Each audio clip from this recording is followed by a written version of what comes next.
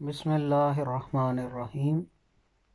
السلام علیکم پیارے ویورز، کیسے ہیں آپ سب؟ اٹلی میں تو بارشیں ہو رہی ہیں۔ جو میرا شہر ہے گلی پلی، ادھر آج تیسرا دن ہے بارش ہو رہی ہے، شاید کل بھی ہو۔ بہرحال بہت ٹھنڈ ہو گئی ہے۔ ابھی میں مارکیٹ گیا تھا کچھ سامان لینے کے لیے، تو وہاں پہ بھی بارش شروع ہو گئی، پھر آتے ہوئے تھوڑا مسئلہ ہوا ہے۔ ابھی بستر میں لیٹا ہوا ہوں، پچھلی ویڈیو کی طرح اسی جگہ پہ۔ تو ویڈیو شروع کرتے ہیں۔ تو جب وہ مورچے میں ہمیں چھوڑ کے گیا تو وہاں کچھ دیر بعد دو لڑکے اور آئے، وہ بھی پاکستانی تھے۔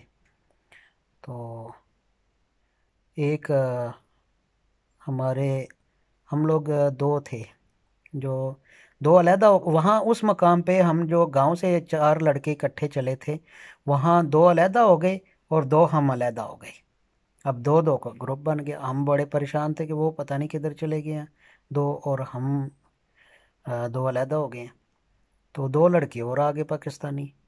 تو میرے ساتھ والا لڑکا تھا جو سگریٹ وہ پیتا تھا، تو اس نے کہا یار اگر کسی کے پاس سگریٹ ہے، تو کافی دن ہو گئے ہیں سگریٹ نہیں مجھے ملا۔ تو ان میں سے ایک لڑکے کے پاس سگریٹ تھے، تو اس نے دیا سگریٹ۔ پانی بھی تھا ان کے پاس، میں نے شکر کیا پانی میں لے کے، پانی نہیں پیا تھا۔ تو حالانکہ ٹھنڈ تھی لیکن پھر بھی پیاس لگی ہوئی تھی۔ تو پھر وہاں کچھ دیر ہی ابھی ہمیں ہوئی تھی، تو وہاں نئی گاڑی آ گئی۔ وہاں سے بھی میں ڈگی میں ہی سفر میرا ہوا، کیونکہ ڈگی کا مجھے وہ ٹرک آ گئی تھی، میں کمر نیچے کر لیتا تھا، تو اس وجہ سے میرے آسانی ہو جاتی تھی سفر میں۔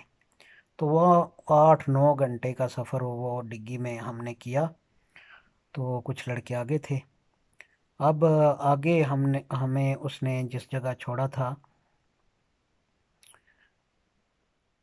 وہ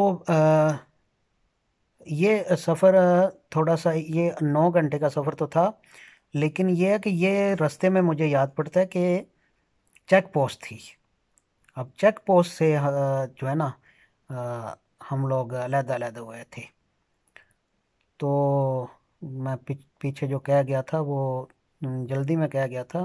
اب مجھے یاد آ رہا ہے کہ جب دو دو کی شکل میں وہ ہم لوگ بٹے، اس چیک پوسٹ کی وجہ سے بٹے تھے، کیونکہ چیک پوسٹ آنے سے پہلے اس نے ہمیں وہ جو کھیت کھلیان ہوتے ہیں اس راستے سے ہمیں پیدل چلایا۔ تو پہاڑیوں کے درمیان سے گزرے ہم لوگ۔ وہاں جو کشمیری چاچا تھا وہ بہت جو ہے وہ ایک قسم کا اس کی وہ جو بلڈ پریشر لو یا ہائی ہو جاتا ہے، اس طرح کا ہو گیا معاملہ اس کے ساتھ۔ تو پانی مانگے تو پانی کوئی نہ دے، سب کے پاس پانی تھا لیکن کوئی نہیں دے رہا تھا۔ یہاں بھی چیک کریں کیسے کیسے حالات آتے ہیں۔ تو افغانیوں کی تعداد زیادہ تھی، افغانیوں کے زیادہ تر کے پاس پانی تھا، پاکستانیوں کے پاس کم تھا۔ تو پھر ایک لڑکے نے ہمت کر کے وہ پانی دیا اپنے والا۔ تو وہ تھوڑا سا پانی اس کے منہ میں ڈالا ڈنکر نے، ایرانی ڈنکر نے، اور ایک گولی ڈالی میڈیسن۔ ان کے پاس گولیاں ہوتی ہیں میڈیسن کی، ان کو پتہ ہوتا ہے کہ کس طرح کے مریض آتے ہیں، راستے میں کس طرح کا مریض بندہ بن جاتا ہے۔ تو اس حساب سے اس نے میڈیسن کی گولی اس کو دی، اور باقی پانی وہ خود ہی پی گیا ڈنکر۔ اس نے شکر کیا کہ کسی نے پانی دیا، اس کا بھی کام چل گیا۔ تو وہاں ہمارا ساتھی جو لڑکا بیمار تھا، اس کو بھی کافی مسائل کا سامنا کرنا پڑا، چلا نہیں جا رہا تھا، تو میں اس کے ساتھ ساتھ تھا الحمدللہ۔ تو پھر وہاں سے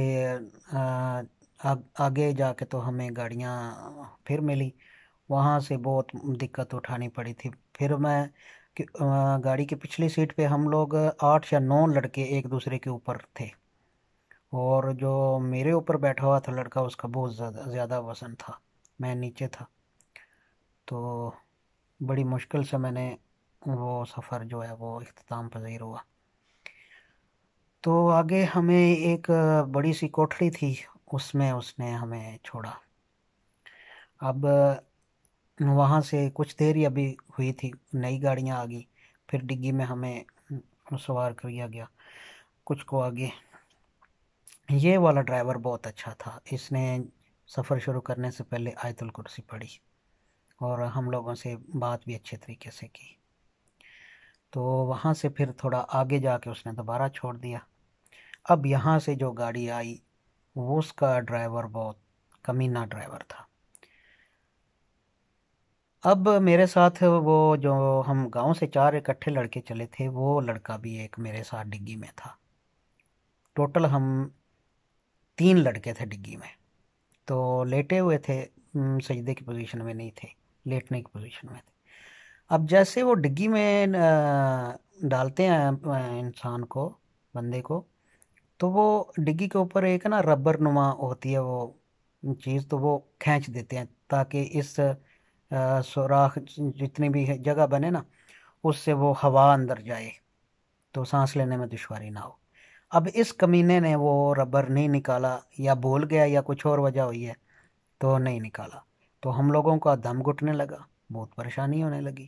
مجھے تو کہہ کہ صورت بن گئی کہ کسی وقت، اور اگر کسی کو کہہ آ جائے تو اس کی بدبو سے پھر سارے ڈسٹرب ہوتے ہیں اور سارے کہہ کرنا شروع کر دیتے ہیں.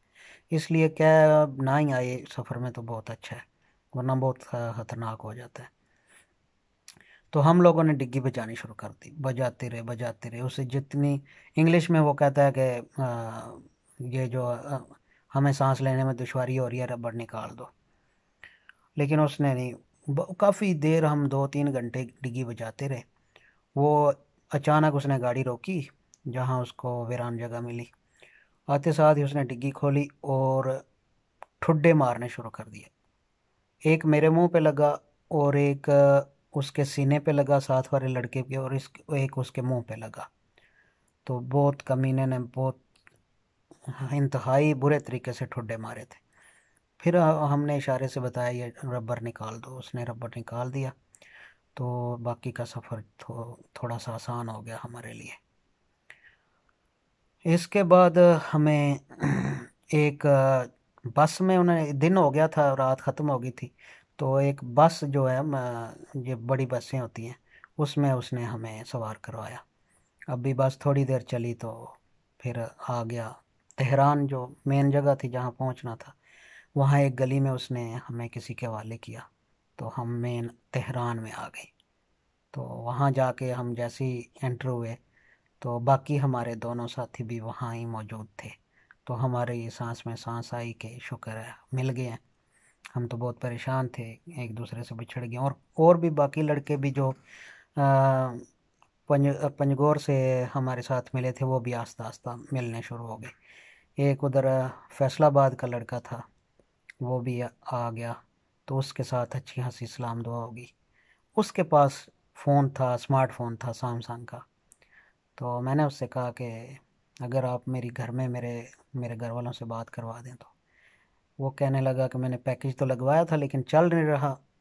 میں انکار نہیں کرتا، آپ کوشش کر لیں، آپ کی قسمت. تو وہ بہت ایک ایموشنل کال تھی. اس کی ڈیٹیل میں اگلی ویڈیو میں بتاؤں گا.